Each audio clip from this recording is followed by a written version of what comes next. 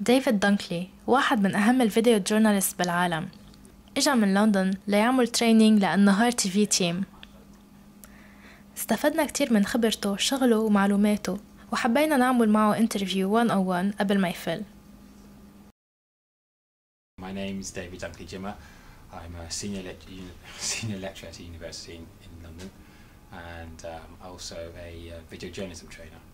Well, video journalism really is the art of one person taking a film from the very beginning to the end, and often that film has news value. So it can be a small feature, it can be an interview, or it can be this kind of long cinematic sort of exposés that you might see on some of the top kind of US shows, or even some of the shows you might have here.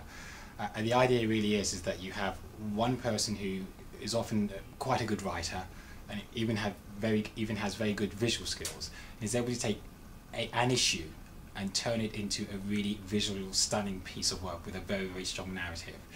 Now, I think the difficulty in the level the level of difficulty really is that one person being able to do all those things, but what emerges from this process is a certain freedom that, you know, you can take an issue which, say, in TV land would take months to set up or weeks to set up because of all the structures, and you can very quickly, as you've also demonstrated with some of your video, go off and within 2 or 3 days, or even that same day, come back with a product that actually works and meets the kind of demands that your consumers may have on you.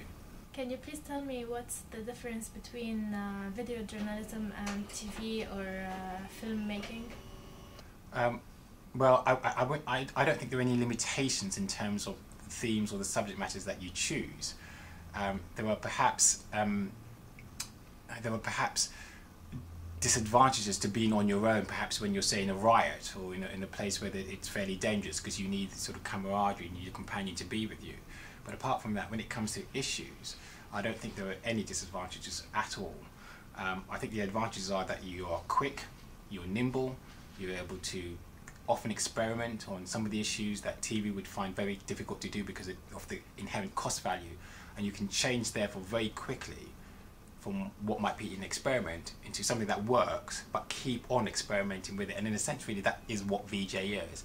VJ allows you to experiment. It takes away all the trappings that TV has, that says you have to do it this way, you have to do it that way. No, VJ, video journalism, allows you to do it actually any number of ways, but where I think it has real value is this kind of cinematic value, because it says to the consumer, you will come back and watch this again and again and again because of its very, very strong aesthetic and the narrative it has as well. So in terms of difficulty levels, not very much. In terms of advantages, the sky's the limit. However, the disadvantages or advantages, however much you might see it, are that it takes incredible skill and training to be able to master all the levels for which often 4 or 5 people would be involved. You know, producing, directing, voice, cut.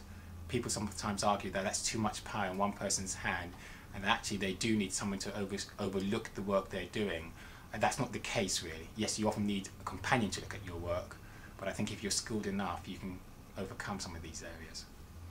One last question. What are the main objectives you came to Lebanon to deliver to our team? The main objectives, and what do you think we lack?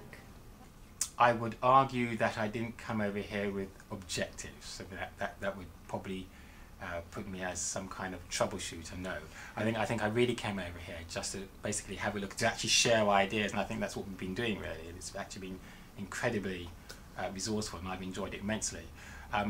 Where and what I've experienced is a very strong theme within the art of filmmaking, and all the 3 films that I've seen from yourself and Tinya is that you have a very strong aesthetic for the visual narrative and the filmmaking. And what I've been trying to do as part of the sharing experience is say there is also a narrative that exists as a reporter within the journalism part of the video that also becomes a string to your bow, which means, you know, on some issues you should be able to sit down and do breaking news stories.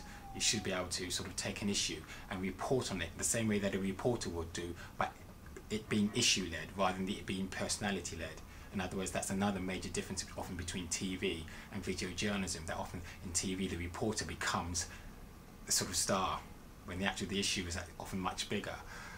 So I don't think you have any core disadvantages. I think it's a learning process. Everyone goes through it, and I think you learn actually by actually making mistakes. So actually I would encourage you to experiment as much as possible, to break the rules that you've seen from TV, to try and understand TV's conventions, to rip it, to mash it up, and try some of the things that cinema does, because I think that's really inherently where the real core value for particularly young viewers comes from. You know, that they all have this very strong visual aesthetic, whether it's MTV or whether it's this show or Fox or whatever, they like that. So I would just say to you, continue doing what you're doing, and I'm pretty certain that you know, within however many months or weeks it is, that you would have mastered the various different facets. And just to name those facets once again, it's about news, the one-on-one, it's probably the kind of reportage within the field, it's the piece to camera in the field, sometimes it's motion graphics, some of which you've been doing, you know, montage, and then it's the big 15-minute story, the kind of feature doc, and then you have the long series that you put together. And I think these are all areas to be culled by video journalists.